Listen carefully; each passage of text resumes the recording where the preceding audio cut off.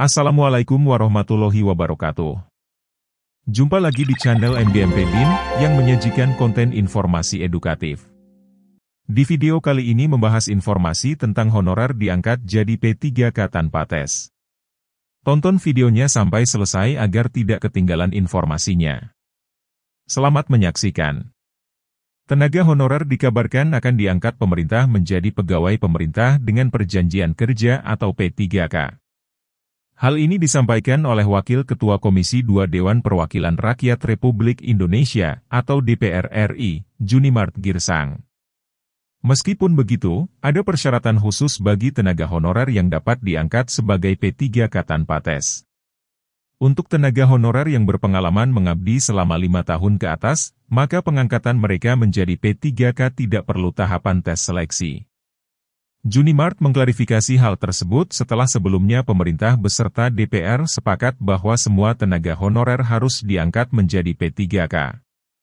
Hal ini tertuang dalam Daftar Inventarisasi Masalah Rancangan Undang-Undang atau DIM RUU Nomor 20 Tahun 2023 mengenai ASN bahwa semua tenaga honorer harus diangkat menjadi P3K.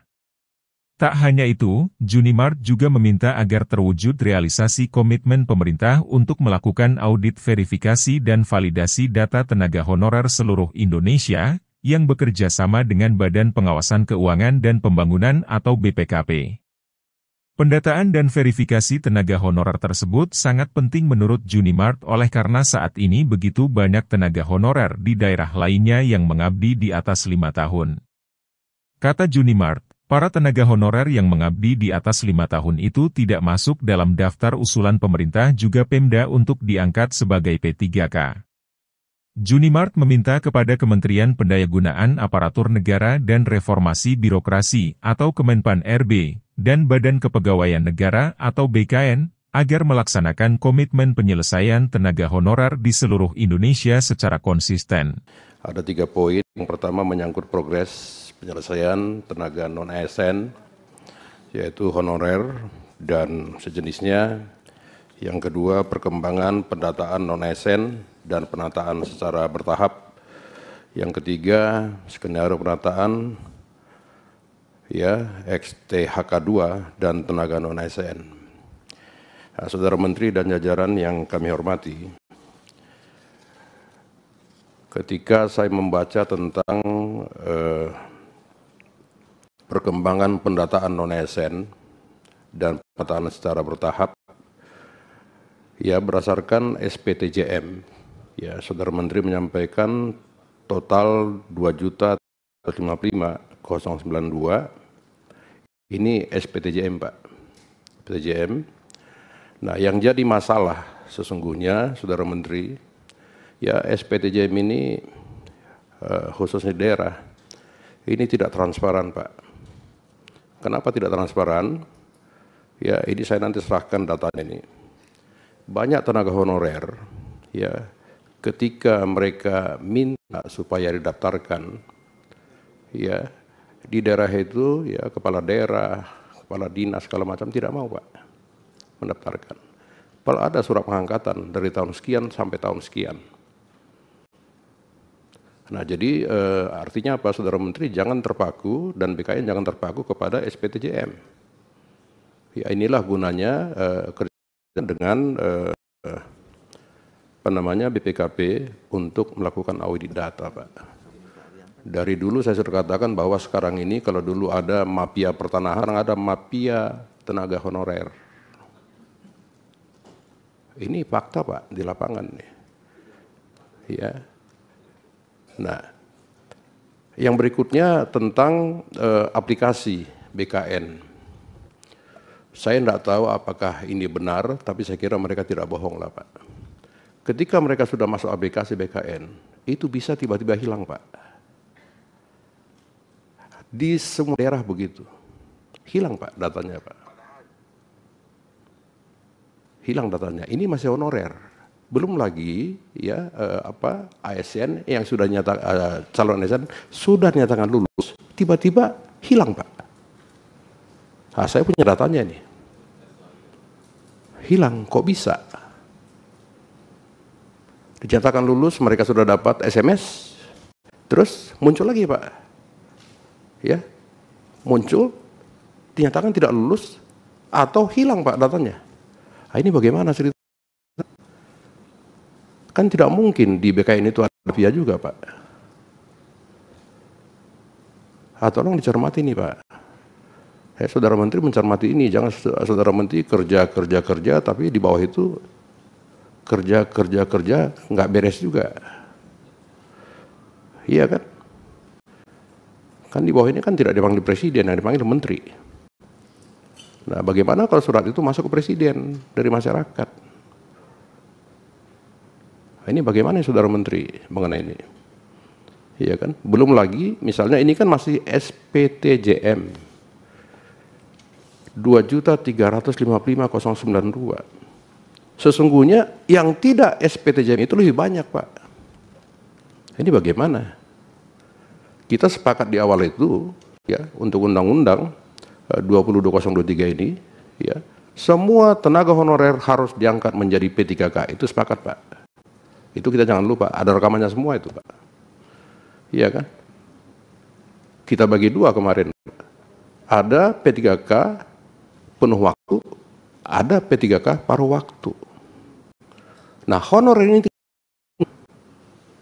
kita sepakat dulu itu. Nggak ada tes. Ya, ketika dia yang terakhir ini muncul dari Saudara Menteri akan diaudit oleh dengan BPKP mengenai keabsahannya. Nggak perlu dites Pak. Nah sekarang sampai hari ini banyak tes P3K Pak. Ya saya jadi bingung menjawab di sana. Kok kami dites lagi Pak, ini honorer? Bapak bilang dulu tidak begini. Nah ini bagaimana Saudara Menteri mengenai ini? Ya kan? Dan ini semakin diperkuat ya dengan skenario penataan XTK 2 dan tenaga non ASN ya di halaman 33. Nanti bisa Saudara Menteri lebih menegaskan ini. Ya. Di tanda panah 6, pengangkatan P3K alternatif metode seleksi. Maksudnya apa yang Saudara Menteri? Terima kasih yang sudah subscribe. Bagi yang baru menemukan channel ini, like videonya, klik lonceng, dan hidupkan notifikasinya. Jangan lupa di subscribe. Ya, A. Seleksi P3K penuh waktu. B. Pengalihan status P3K paruh waktu. C. Metode lainnya. Ini maksudnya apa? Ini kan semua nggak ada kepastian hukum Pak kalau begini. Iya kan, kita sudah sepakat dari awal, dari berapa tahun lalu Pak. Iya kan, semenjak almarhum Pak Cahyokumolo kita sudah bicarakan ini. Iya kan, maka tadi kalau Pak Ketua mengatakan tentang Pak Alex, mestinya beliau yang paling paham ini Pak. Tiba-tiba beliau, kalau istilah lagu, sirna beliau itu Pak. Hilang beliau, nggak tahu di mana sekarang. Ini bagaimana Pak? Coba Saudara Menteri ya nanti bisa menjelaskan maksudnya apa? Ya tanda panah 6 ini pengangkatan P3K titik 1 alternatif metode seleksi. A. Seleksi P3K penuh waktu. B. Pengalihan status P3K paruh waktu. Loh, kok paruh waktu? Kok masih ada tes-tes ini Pak? Kalau tenaga honorer masih dites, sekarang dites loh mereka Pak. Saya nggak bisa jawab di sana. Pak, Bapak bilang kemarin ada buktinya itu di YouTube Pak. Kok kami sekarang dites lagi nih? Iya kan? Kalau tadi Saudara Menteri mengatakan fresh graduate, ini dulu selesaikan Pak. Jadi kita nggak mau munculkan masalah baru lagi Pak. Ini masalah hidup anak istri. Kan begitu Saudara Menteri. Saya amat tahu lah beban Menteri ini sangat berat sekarang ini Pak. Sangat berat sekali Pak. Menampung semua. Kan begitu. Ya kan? Tentang audit data, verifikasi dan validasi data oleh BPKP dan BKN. Tadi Saudara Menteri mengatakan anggaran. Nah, ini bagaimana Pak? Kalau kita sudah bicara anggaran, BPKP tidak punya anggaran. Bagaimana solusinya ini? Padahal ini perlu untuk audit dalam rangka untuk ya menghilangkan istilah mafia tenaga honorer Pak. Ini kan nanti bisa deadlock juga ini. BPKP tidak punya anggaran. Nah, bagaimana solusinya ini, Pak? Saudara Menteri. Ini udah kepala BKN belum? Sudah? Belum? Masih PLT? Terus nanti bisa dijawab ini, Pak. Masih banyak, Saudara Menteri, masalah-masalah ya tentang non-ASN ini. Ya, belum lagi Satpol, PP, itu bagaimana, Saudara Menteri? Kemenpan itu BKN harus jemput bola, Pak, mengenai ini. Jangan ini selesai, muncul lagi yang lain, Pak. Muncul lagi yang lain, Pak. Nggak selesai-selesai ini urusannya. Belum lagi masalah guru yang selama ini banyak sekali, tenaga kerja kesehatan, tendik, Pak, tenaga pendidikan. Bukan tenaga pendidik, Pak. Gitu loh. Ini tendik bagaimana? Tendik itu ribuan, Pak. Mereka juga honorer.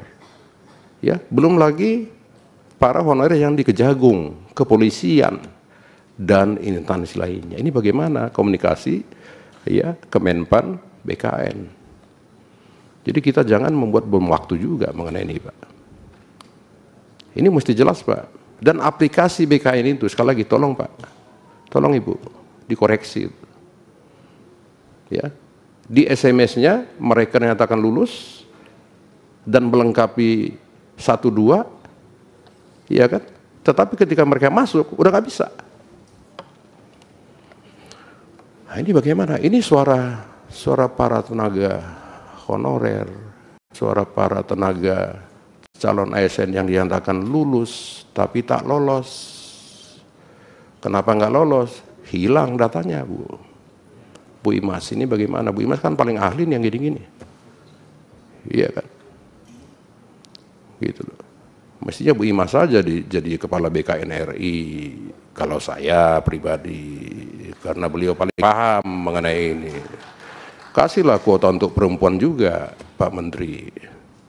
Iya kan? Gitu loh. Ini teman-teman Komisi 2 kalau telepon Bu Imas ini sangat welcome menjawab, Pak Ketua. Iya kan. Ini nggak ada KKN, Saudara Menteri, nggak kita bicara yang fakta saja. Nah ini, nah itu, ya kan. Saya kira itu Pak Menteri paling perlu, ya, yang harus dicermati. Kalau total SPDJM itu 2.300.000 sekian, ya kan. Data di kami itu lebih banyak data di luar SPTJM, Pak. Ini bagaimana solusinya mengenai ini? Iya kan? Tadi saya ngobrol-ngobrol dengan Pak Ketua, ya ini kita bikin konsenering aja dulu Pak Ketua. Ya untuk RPP ini. Ya ini menyangkut